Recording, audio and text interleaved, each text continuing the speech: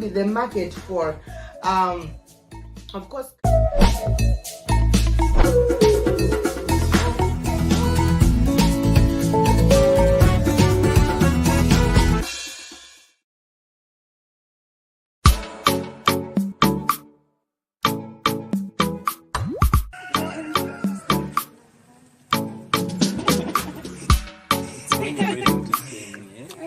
Ready.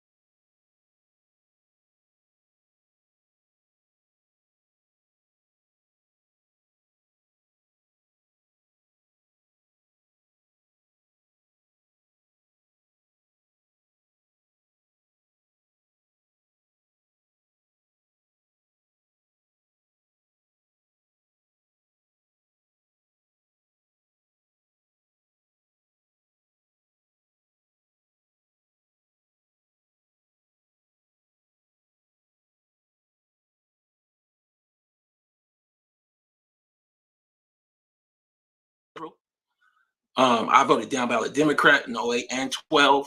I told people election night, I don't even understand what you guys are talking about. This is a Kenyan man. I mean, that's East Africa. What are we even talking about when we say he's black, just like us? Well, we're going to talk about it today, because what we did here was we just made up a whole like veiled kind of world to make us feel important. And now we find out after all we get is gig jobs. Let's talk about it. All we get is excuses about how, what was he supposed to do with Congress? Because we don't understand executive orders. We don't understand the power of the pulpit, and how Lyndon Johnson was instrumental in us getting civil rights from the bullying from the pulpit. And we also don't understand that this man here is part of the reason your life is so hard now, between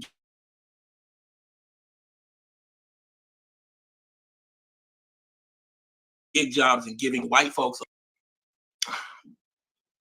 The show comes off of a tweet that went out, and I'll show that to you in a second, but Barack Obama failed black folks, and young folks are angry about it, is the context. 310-388-3499 to call in, subscribe, donate, share. This video, I probably won't even monetize it, because they tend to demonetize videos about Biden and about Obama, at least in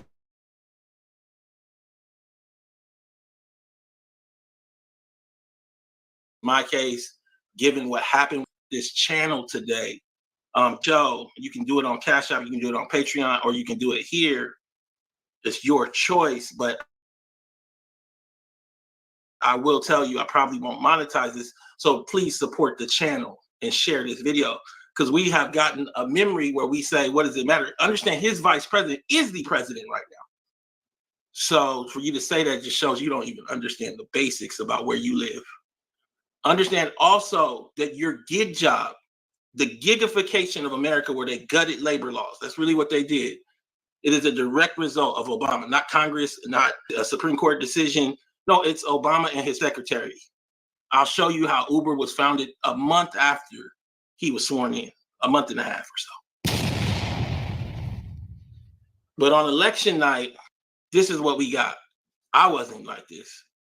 I can bring somebody on the show to tell you, because I had to deal with a lot of the arrows. I had older boomer family members. I just wanted to see a black man's get elected. He's Kenyan. Yeah, I'm gonna show you later. There's like 100,000 Kenyans here, and they didn't necessarily all come here for elite reasons. And you done said to yourself, oh, he can use all of Adolf's capital, American descendants of slavery, to become president and not do nothing for your family other than leave you with gig jobs, and you fine with it, and you ain't gonna do nothing or answer to crying that night. Excuse my language. Because we here now, and we don't remember election night 08, when everybody was crying and telling people that understood politics about neoliberalism, about Rahm Emanuel, who would be his chief of staff, who came out of the Clinton apparatus, who understand the banking industry, who understand that Obama didn't have the political gravitas nor history to be president, to ask the questions, why would an ADOS person support a Kenyan? Talk about it. Oh, they both look black. Okay. I got people in the chat today. I want to have a discussion, because now your lives and the lives of your children are messed up around your ignorance back in 08, and you quiet. And what's going to happen for a lot of you guys, and I predicted this 12 years ago. Go read Rise of Legacy and Huffington Post. I wrote it in 2013. It's 2024. Not only will legacy rise because Obama didn't allow white people to collapse. I'll show you. He didn't allow them to take the poison pill that came along with all of the gains post-Reagan. He saved them and then told us that we don't get reparations. He buoyed them. They took off, and now you got to deal with the consequence. And what's happening now is a lot of particularly older Gen Xers that are now moving into their early 60s, and also boomers who are now 75, 73 years old and been retired 20 years. They're not catching the fire from Generation Z, who tend to talk about TikToks properly, why they don't want to work and what happened 20 years ago. It wasn't 20 years ago, it was 40 years ago. It wasn't 2004, it was 1984, 1994.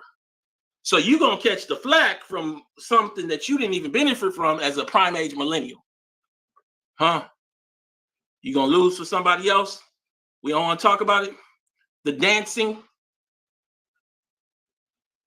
that was signaling that he understood ADOS culture. The dancing, the secret meetings by black boomers with Obama, how they were going to paint him with ADOSness and teach him how to speak like us to be elected.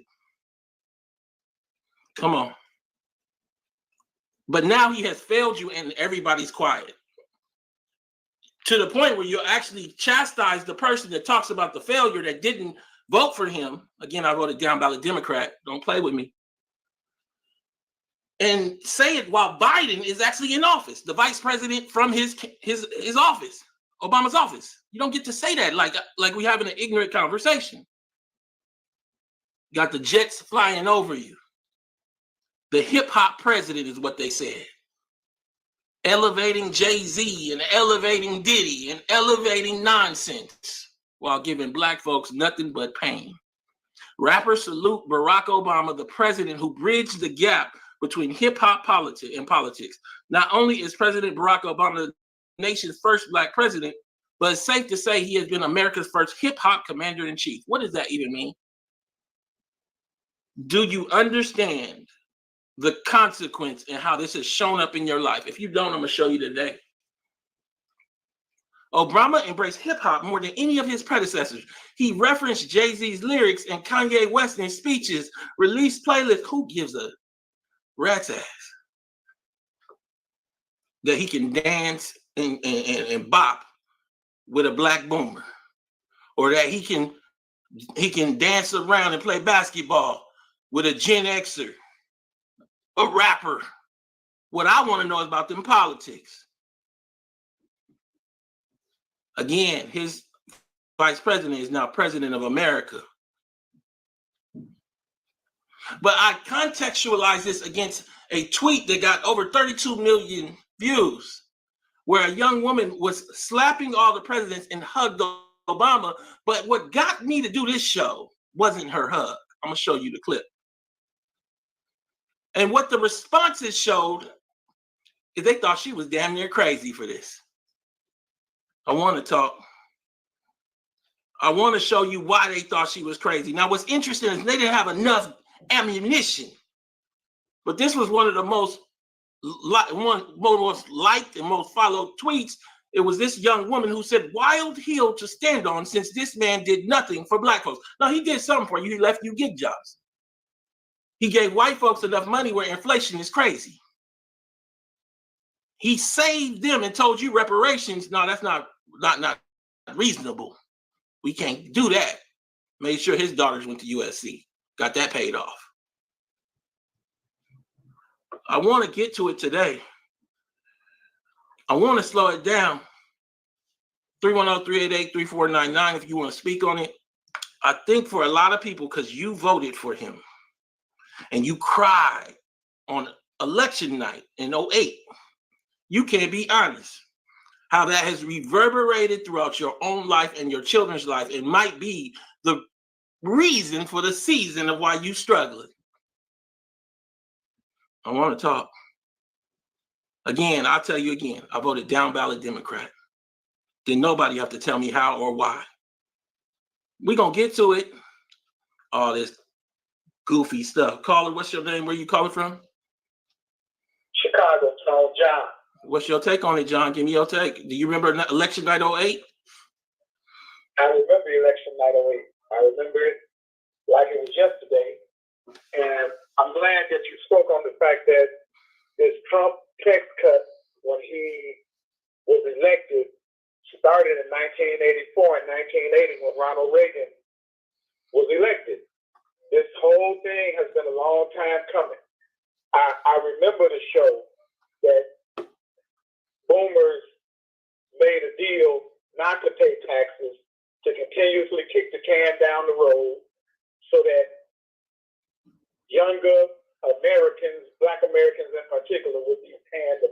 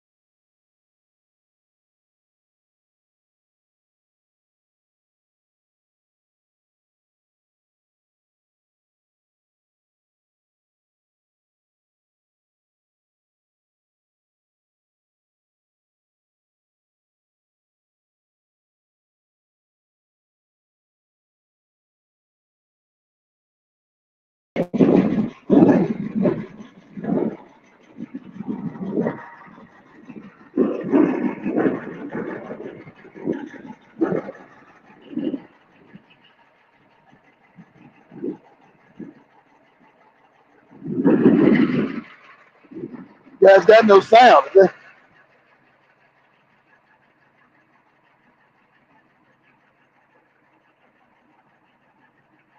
That's Cento? I got some Cento's page. what's going Oh, on. there you go. Oh, there you go, Cento. You there?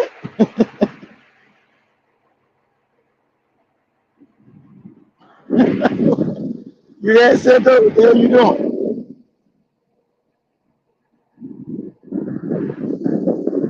I can't hear Cento. Nothing. Whatever he's showing, I have no idea. You over here too now, Jibber?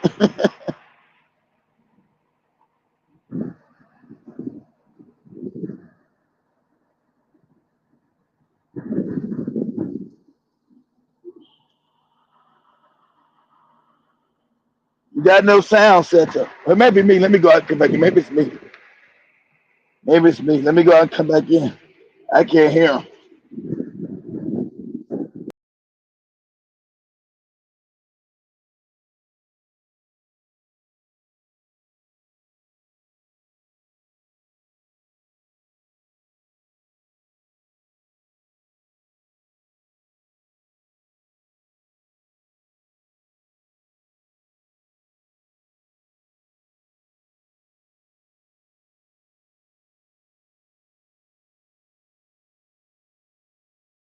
And to move this conversation up to today, the problem is no matter how you try to talk to boomer-aged Americans, Been retired 25 they don't years. want to hear.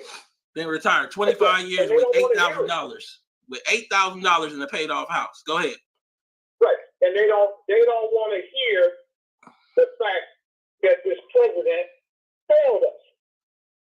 And because they don't want to hear it, they make themselves be in denial about the fact that their children are going to suffer tremendously. Well, nobody. I didn't know that he was going to do the gig job thing, but I knew he was going to fail us.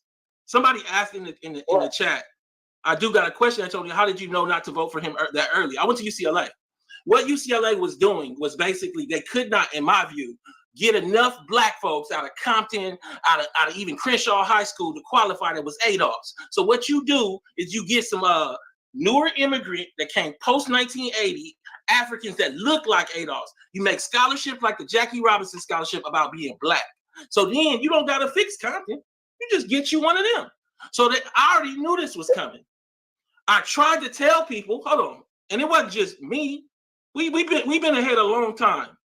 It was Yvette Carnell as well, because she wrote a piece in 2010 saying that Obama isn't African American, and everybody was confused.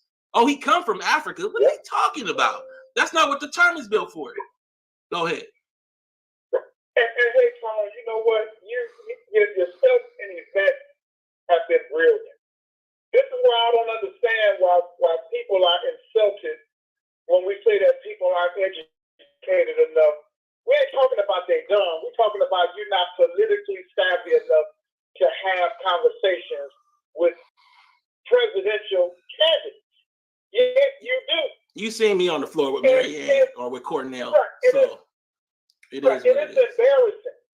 And also, let me say this. We'll sit up and let these black young men talk about the GOAT with basketball and the GOAT with rapping.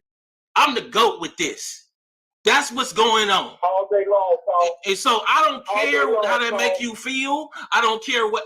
I guarantee that if I had chaired the California reparations, I would have had y'all lit on reparations. They didn't even have. I'd have had 1,000 people at the steps of the California down there at the California Capitol. That's how you move. And I'm saying to you that we have created a world where only in entertainment can we really have criteria. I don't want to play no basketball with LeBron James, so why would I want to talk to him about politics? He ain't even got a college education. Absolutely. And I'm just saying to you, go ahead. Yeah, and I'm sorry for cutting you off mid-sentence. I cut you off. One last thing, and I'll hang up, man. The bottom line is exactly what you said. As a result of being in your feelings and not having a good relationship with reality, your children, and possibly even you are going to suffer. Come on. Because we're in bad shape, man. And I just want to thank you for your brilliance. I was not aware of everything that was going on in this country as far as wealth goes. I had a job. I always had a good job. And you couldn't have told me I wasn't middle class. But you introduced me, man, to Dream Hoarders. You introduced me to all of these different books, the Red Lining book. I had no idea, man. And I'm 61 years old. And the minute I started listening to you, it was like, man, my eyes became open and a light bulb went off over my head. And I'm like, damn, we're not doing good. And my problem is my contemporaries can't see it, man, no matter how hard you try to explain it. And I'm ashamed. Man. We really dropped the ball, man. So thank you. No, thank you for that testimony to start this off. It started off the right way. I'm gonna let you go.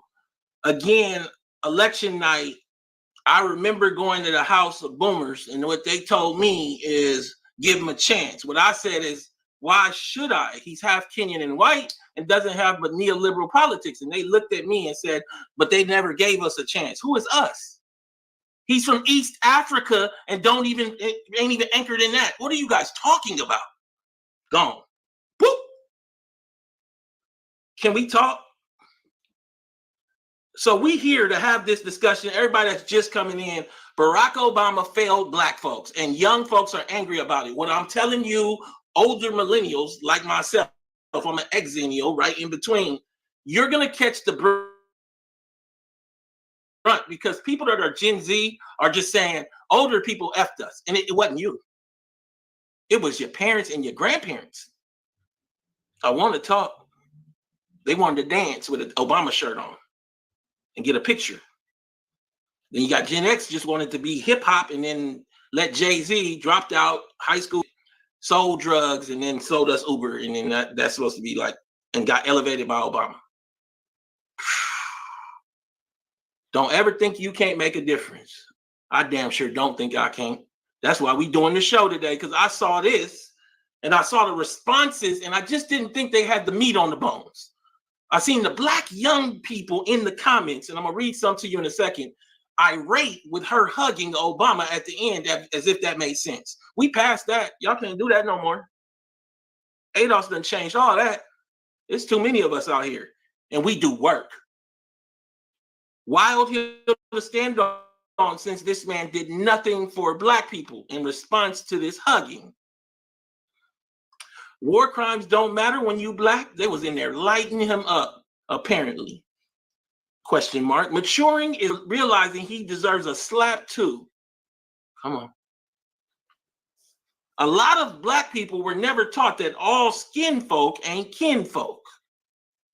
You hug Obama? Question. Her hypocrisy is smelling.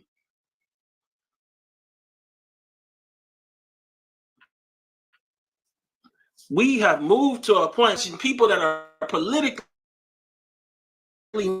naive and also ignorant want to tell us we can't have that discussion. You'll mess around and Jamil Hill, who has admitted Trump, will try to say, oh, why are you attacking Obama? I'm not attacking Obama. I'm saying fuck gig jobs. And he gave them to us.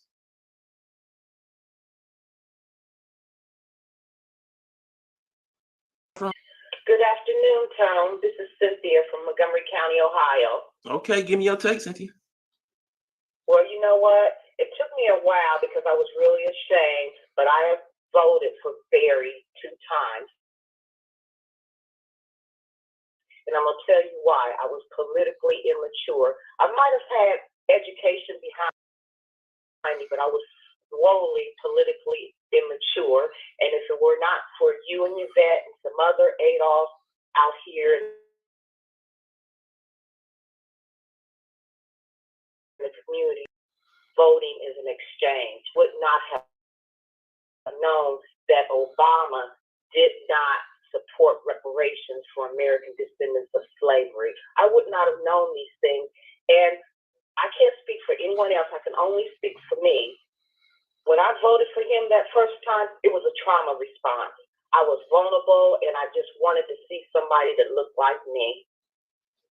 And the second time, it was another trauma response because, you know, you would hear the rhetoric, the lesser of two evils, which I understand now is propaganda. And all I'm saying to everyone out there is become politically engaged, understand history and your reality, and never be afraid to challenge gaslighting. So I'm going to land my plane there. Can I ask you one question before you leave? You may. What was the when did you understand him being Kenyan before we even deal with the fact that he really was white? Like, he just raised white, he's a white person. I'm not saying that he isn't black because of being Kenyan, whichever. He's not African American, nor is he ADOS. When did you realize the difference like that? I mean, not even like a difference. It made the whole vote not make any sense. The vote just based on trauma, because he don't answer the trauma. After I got political education from you and Yvette and started doing deeper reading and started to look at the wealth data, specifically the United States Census data, median household income broken down by Black ethnics or Black immigrants, I begin to understand that a game has been played on us. And also, to me being 61, I was influenced by a lot of these Pan-Africanists, a lot. So, yeah. And since 08, I got something on. Yeah, that was perfect. And I don't want you to leave yet. I appreciate your testimony, and I appreciate that honesty. And I want you guys to notice that we're getting these 61-year-olds calling in, the youngest boomers in a way, or the oldest Gen Xers, depends on in the year. And I think there was an awakening that happened because there was such confusion. And what has happened now as a result, and I knew this back in '99. I tried to tell people, and they act like I didn't know what I was talking about.